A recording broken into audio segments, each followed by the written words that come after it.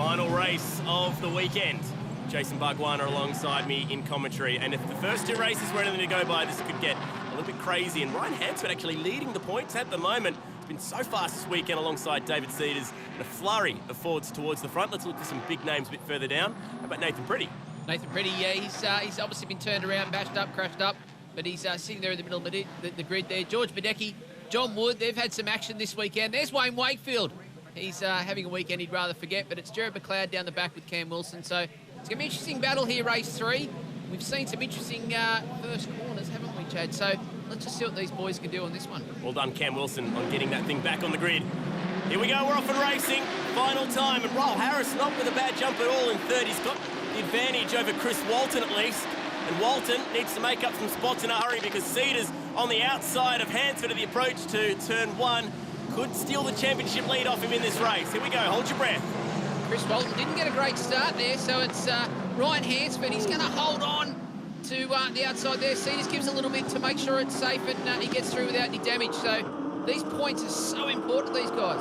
We saw so many big crashes at this part of the racetrack last year. On board with Marjoram on the outside, that's brave. Couple of lock breaks at the approach of turn 5, and so far so good. Grant Johnson trying to make good for poor race 2.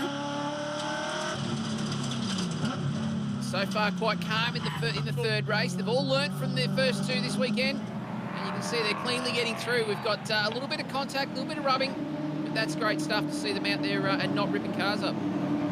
Good battle at the front of this one starting to form up because we've got Ryan Hansford who's jumped out to the early lead, but it looks like Cedars is going to make life miserable for him already. Roll Harris trying to hang on to third. Good battle for the lead. Opening lap. Last couple of corners. Can Cedars get the run onto this very long straight? What Cedars needs to do here is work hard with Hansford and try and get away from Chris Walton, who's now just being held up a little bit behind Harris. So that little bit of a buffer, that bit of a break will mean that Chris Walton's going to have to work his tyres hard to catch those guys. Hansford does have a couple of race wins here in the past. The Cedars looks to the inside. Not going to happen there. He'll have to be a bit more patient. Roll Harris doing a good job to hold up Chris Walton. Chris is getting desperate. He's going to have to go the outside. Will he be able to hang on? No. Side by side. No. He's got level with him. He's going to have to sit. That's a great move. He's not going to pull that off around the outside. Through 2 and 3, through 4. He's on the curb sideways. He'll have to sit at turn 5. And that is the best move we've seen all season. What a move from Chris Walton. So he knew he had to get the job done. Look at that gap now he's got to Cedars. He's got to pull that back, and he's going to have to work those tyres to get there. But clean racing from these 2 guys. Harris, the champion from last year. Chris Walton, the championship leader from this year. Side-by-side racing. Fantastic stuff. Great Dontis. Riding on board with him. Oh, no, Spud Wood's off. Can he get this car moving? That looks to be exit of turn 1, exit of turn 1 and up towards turn 2 there. So not sure what's gone wrong there, but back to the lead again. It's Ryan Hansford doing a great job and keeping Cedars at bay. But there's Chris Walton starting to pull that gap now over Harris and work his way back to those leading guys. McNally doing a good job in 4th as well. And coming under pressure from Kim Jane. There's Spud Wood. And turn 4, that is. Oh! Okay. Weird. Car's opposite broken something in the steering, just no control, and managed to get it out of the way safely. At least it went better for him than he did last year. The battery wall, it was upside down a couple of times. In that same spot, I do believe. At least he's parked the thing in one piece. Here we go. Fighting away on lap 3 right now.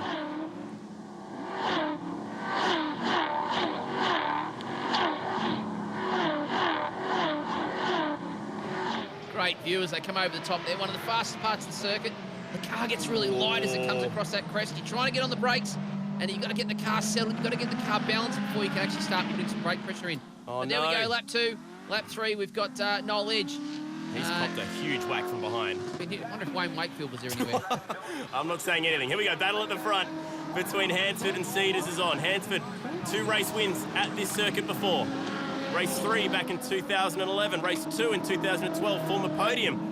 And if they can hold these positions, he'll win the weekend. But Cedars is going to give him a bit of a tap, try to upset his run out of turn 14. Can it help him get the run down this big long straight? The longest straight we find anywhere outside of Mount Panorama. Good chance to stretch the legs of these forwards. I think he's actually given him a little bit of a bump and a bit of advantage. So he's got into the back of Hansford at the right spot. And Hansford's actually pulled a little gap down the front straight there. So these guys have got to work together, keep it clean, because Chris Walton is coming and he will be there soon, I can guarantee it. Walton is seriously lurking right now. And the more that those two guys battle for the lead, the closer he'll get. Oh, good battle at the back. Oh, no, you're going to be kidding me. You know who this is. It's Barber. It's Miedeke. And it's 3 wide. Go down the front straight. Always makes you a little bit there. There we go. There's one out in the dirt. It's Johnson going bush. Can you get this thing back on? Good to see him back running with Dulux Cool Roof, and Boilertronics helping out as well. Battle on at the front. Turn 6, heavy braking. And again, we see Cetus has so much speed, he just can't seem to find a way around. And Walton's nearly there. The Rinko Ute is no longer lurking. He's just about caught them. Battle on. I'm already looking for the question mark. No, we're going to go a bit further back this time. Noel Edge. Earlier where Noel Edge got turned around. So from Armand, the contact has happened there, and it looks like it may have busted that front suspension again in Armand's car. So that's going to be a bit of a challenge. Bang in the rear corner. And looked like Armand's car had the right front point. There we go. Right front pointing in the wrong direction. And fire as well.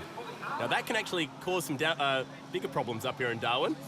Yeah, we tend to see the grass catch fire when these cars pull up, or when they run across the grass with flames like that, because the grass is so dry up here. But have a look at the gap now back to Chris Walton. He is closing, and Hansford actually pulled a little gap on Cedars, so maybe Cedars made a mistake there. But it's given Chris Walton that sniff. There we go. There's the grass on fire. We're going to send the fireys out to put that one out. We're going to send you off to an ad break, but this one is going to be exciting. You don't want to miss the finish. Race 3 up here in Darwin.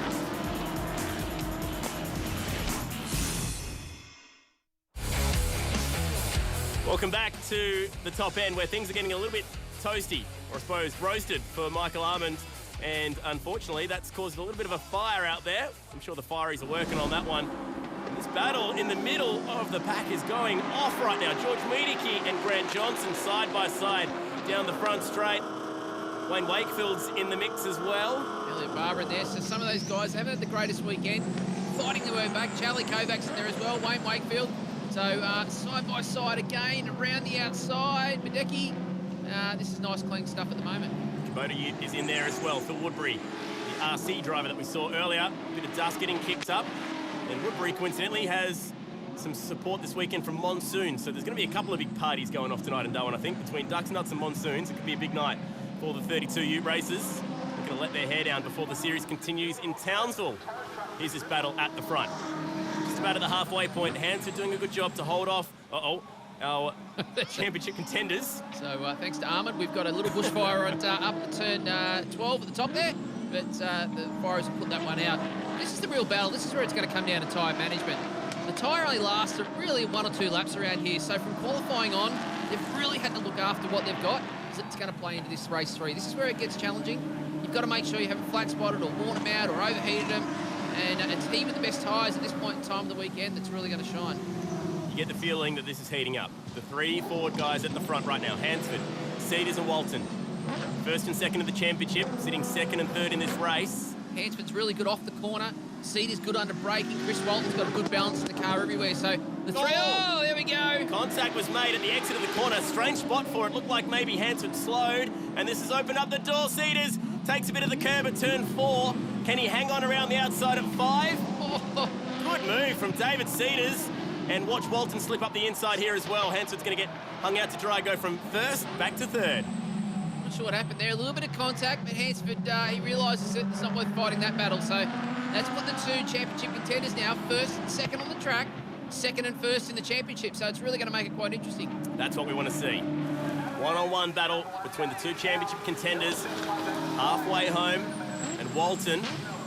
Let's see what kind of patience he can show from here. Patience hasn't been his number one thing over the last couple of years. Patience. No, he's actually learned a lot over the last couple of years from being the Rookie of the Year and now fighting his way back to being a serious championship contender.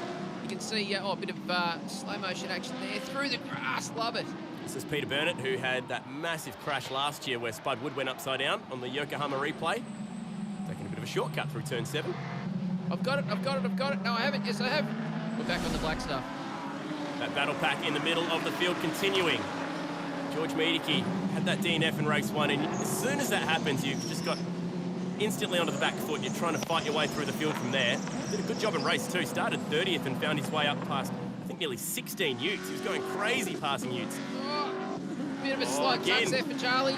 So welcome back, Charlie. It's great to see you've had a couple of years off, but you're back in Ute racing again. Push and shove, race hard. Woodbury looked to have the Newlon Oils number plate hanging off back there as well. That happens a lot. Greg Johnson's been beaten from pillar to post, looking for a 6th podium up here in the top end. The most winningest man in the series. It's an odd word, that, winningest. It sounds horrible every time you say it. Newline on board, looking off the back of Elliot Barber. Turn 6 is where we're at. Busy weekend for Barber. He's been in the sand trap. He's had a fair bit of contact going on. There's been a couple of social media slap on the wrists as well for a couple of comments made on Instagram and Twitter and Facebook. So there's been plenty for Rod Wilson to look at on the track and also online. Damage to cars, but it really it comes down to this last few laps now with these 2 championship contenders out in front.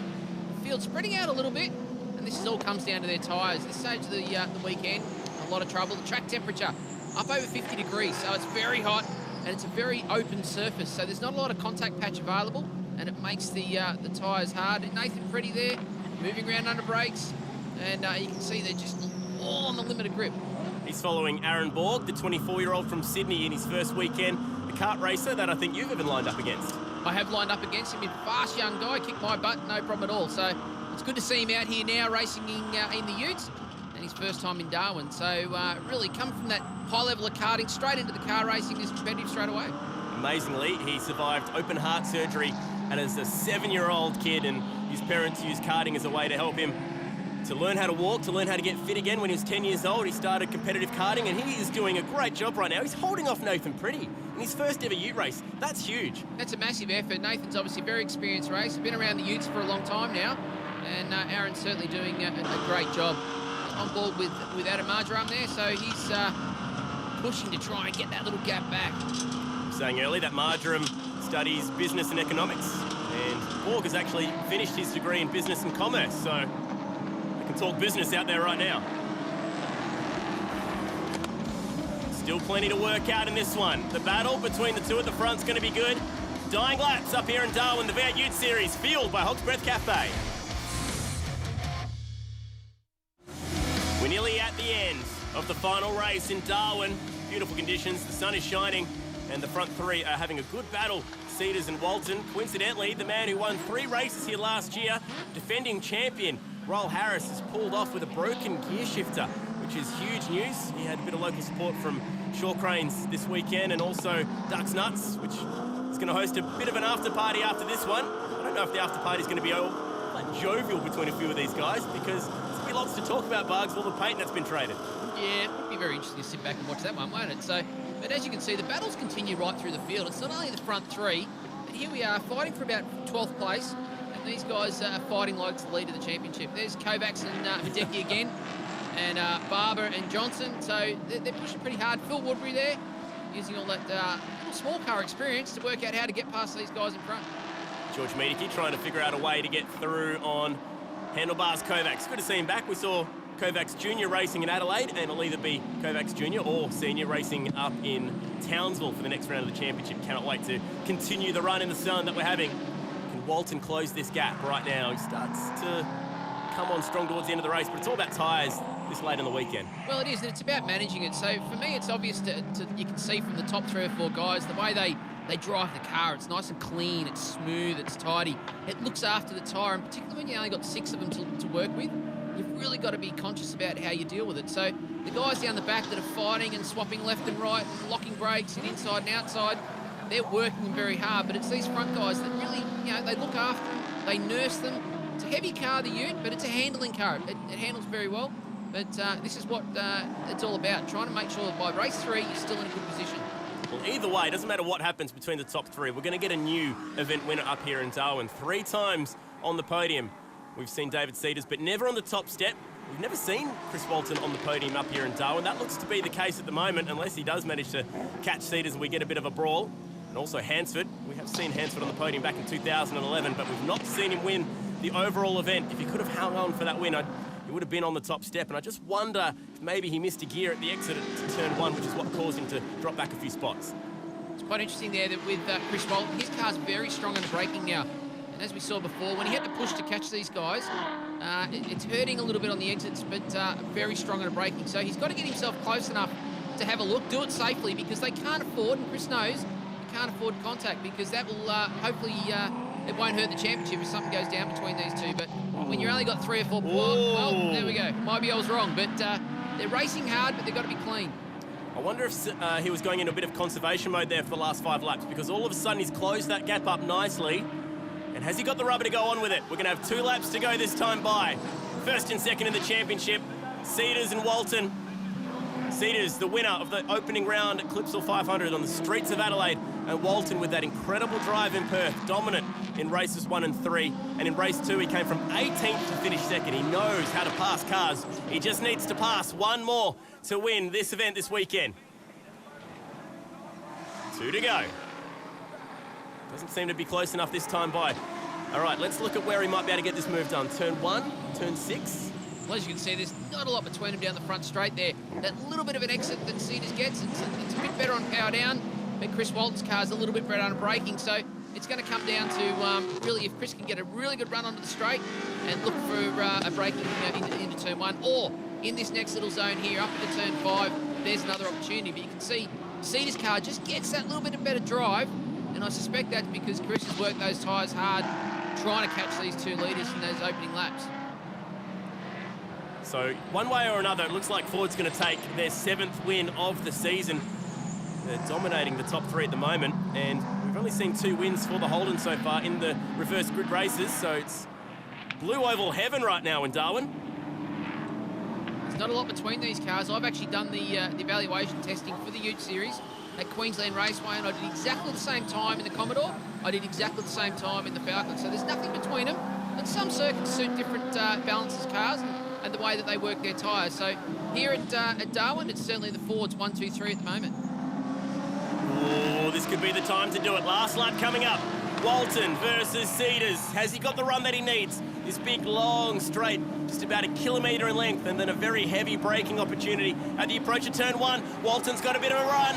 It's definitely as close as he's been this time. He's in the toe this time, so he's going to have to go the long way. We've seen him do it once before. He has gone around the outside, but can he do it? Oh, no, he's locked the brake. He's locked the brake. That's going to run him a little wide and take away that advantage of trying to go the outside. So it was on, but that small mistake, that's all it's going to take. Or when he gets sideways at the exit, that's going to cost him more time. So that'll write off any opportunity down at turn 5. I was just wondering if maybe he was going to do the same move we saw him pull on Royal Harris. That would have been impressive. He closes the gap again. Turn 6 is the next opportunity. It's a hard left-hander, the hairpin. Here we go. Cedars will protect the line here, so Chris is just not close enough. He's going to have a look. Oh, there we go, contact. He doesn't want to turn him around at this stage. That'll hurt the championship. Oh. But Cedars gathers it all up, and he's back on racing again. There's really one spot left. Down to the last corner. Can Chris Walton go down the inside, or is he going to play it safe? Fighting for the championship lead. Fighting for the round win and race win up here in Darwin. Cedars and Walton, last couple of corners. Trying so hard to win his first championship in the series. David Cedars, it's long overdue. So many times he's been the runner-up in the series. Could this be the year out of the final corner? All he's going to do is get those gear changes right, and he's got it home. He's going to do it. Cedars from New South Wales in Western Sydney. He is going to take race number 3 of the weekend and win the round. And at all 3 races so far this year, we've seen somebody win race 1, 3, and the round as well. What a race that was. And further back, we've got Jesse Dixon and Andrew Fisher. They're going to brawl all the way to the finish line as well. And happy birthday this weekend to Dixon, 22 years old on Friday during practice, as the rest of the field comes home without Ryle Harris, the man who won 3 races here last year. And this is a good race. Aaron Borg, take a bow on debut in the series, and he comes home inside the top 10 and did a great job holding off some very big names. There he is, coming home in 10th as well. So Cedars takes that win. It was a close one and a hard-fought one. Ryle Harris is a DNF from this race, and that's going to hurt the championship charge. 2 DNFs now for him. Over the page we go, and this is how it looks for the weekend. A 5-point victory for David Cedars, and finally, he's broken through for his first top step at the podium result here in Darwin. Well, David, you took out that race and also won the round, but gee, you made a hard work of it in the end. Oh, definitely missed a gear on the start of the last lap. Made it really, really hard for me. Chris caught right up the back of me where he was quick, so I had to be very cautious, and I was able to fend him off and take the round win. First time at sunny Darwin. I've been tied before and not won the round here, and the count back worked against me. So this time, no one can take it away from me. So I'm pretty happy. Have a look how close it is now in the championship, thanks to Armorall. Just 2 points separating Walton and Cedars, and they've opened up a gap now over Fisher and Dontis, also Pretty and Harris a bit further back. Chris Walton, it's fair to say you gave it everything you could to really try and bump Cedo off there fairly. Yeah, that's right. I had nothing left. I gave that everything that race. We had the pace to catch him, but again, we just couldn't do anything with him. So he did miss a gear on the second last lap there, which I thought I was going to get, but he knew he did it. He moved over and he wasn't going to let us get past that easy. But it was a good race, hard race. Cars are fast. We got points. I believe we're still winning the championship, so we'll go to the next round and try and do a better job.